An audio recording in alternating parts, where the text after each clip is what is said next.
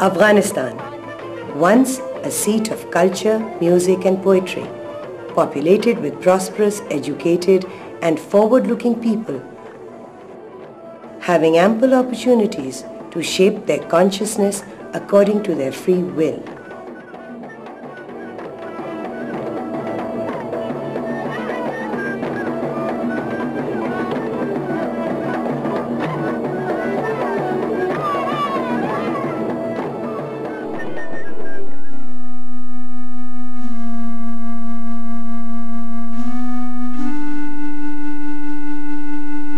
The same Afghanistan is now known for its aridity, drought, hunger, war and civil strifes, witnessing another round of miseries since 2001.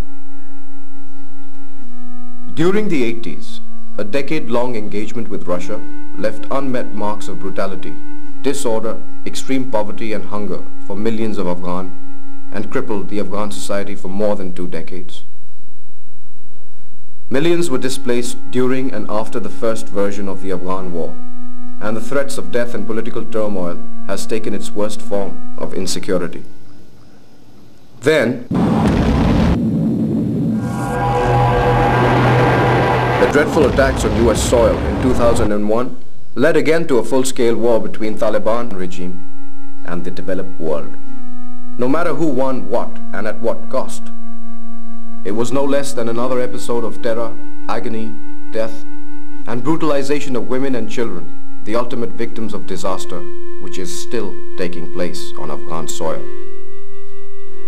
Pakistan borders with Afghanistan in 2 provinces, hosts the largest refugee population from Afghanistan. An estimated 3 million refugees have so far arrived here in those numerous camps in Peshawar, Haripur and other parts of the provinces of the NWFP and Balochistan. Here, these refugees have to live without clean water, basic health facilities, medicine, education, entertainment, and sometimes food. This situation of absolute marginalization and human sufferings created by the external forces have left deep marks on the thinking, social attitudes, behaviors and interaction among the Afghans, especially on male members. The cultural practices and religious thinking of these semi-tribals do not allow children and women to interact with the world outside.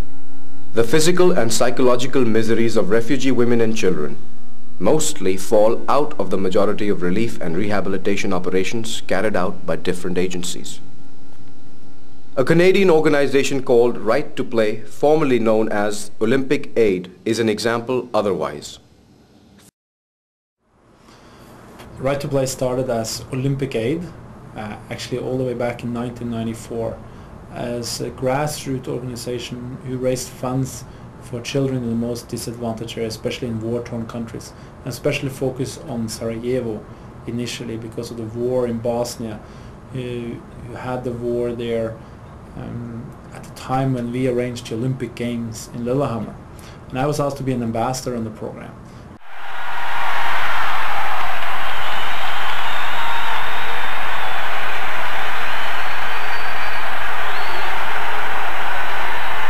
So I was in there as an athlete ambassador to show support, and I traveled to Eritrea and the African Horn to see how we could implement programs.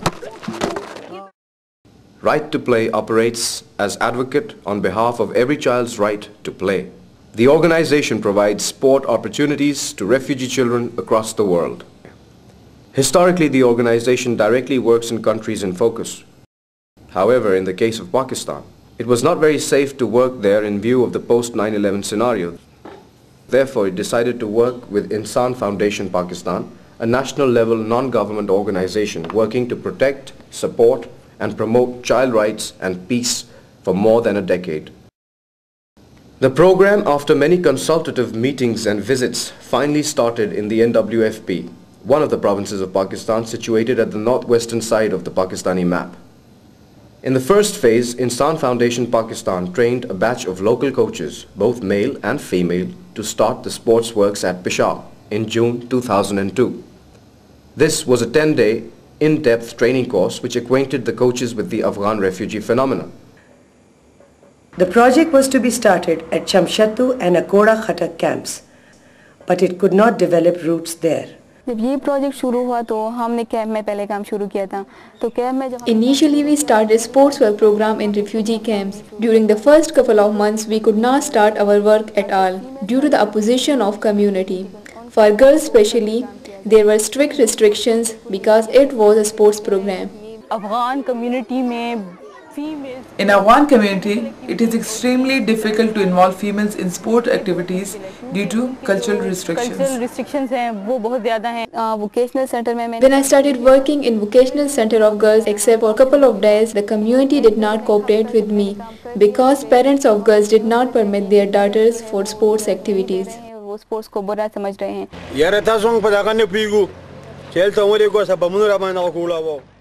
I don't know what do you talk about. Here you are providing us bats and balls, and there in Afghanistan you are dropping bombs on us. I don't know what to speak of, war or peace. Should we train our children for bread earning or give them balls to play? You tell us please, what to do?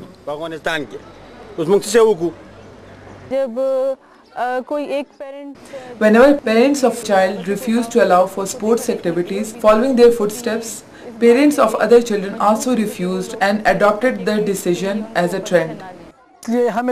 For each and every activity, we had to get permission from administration of the refugee camps. For this, we had to go to their office 2, 3 and sometime 4 times a day. Even on getting the permission, administration personnel used to watch and monitor us all the time. In Kachi Gadi Camp 4, local mafias gave threats to Qasim, Hamida and Faraz. They were strictly ordered to leave the sports ground. At last they had to leave the camp and started the sports activities in refugee schools. In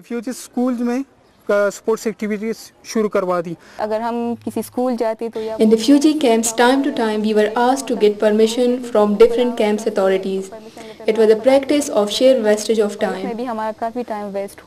We were forcibly stopped by the local mafia and people with vested interests from preparing the sports ground. Not only this, but we received threats for immediately stopping the work and vacating the ground. The repatriation forced the coaches to shift the project base to Badaber Camp and Kachagadi Camp 2 and 4. This was followed by yet another setback, unfortunately. The government of Pakistan ordered the demolition of the Kachagadi Camp 4. As for the Badaber Camp, local strives between refugees and local camp administration hampered the process.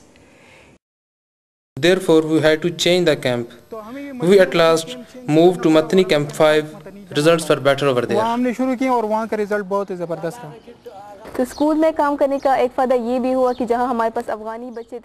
of the benefits of working in school was now with Afghan children we included Pakistani children in the program and made their sports teams. Not only this, but Afghan and Pakistani children together organized tournaments and develop understanding with each other. While before this, these children never had close interaction. Due to sports tournament, they played together and developed strong friendship. In this way, ultimately a combined group activity was organized by Afghan and Pakistani children.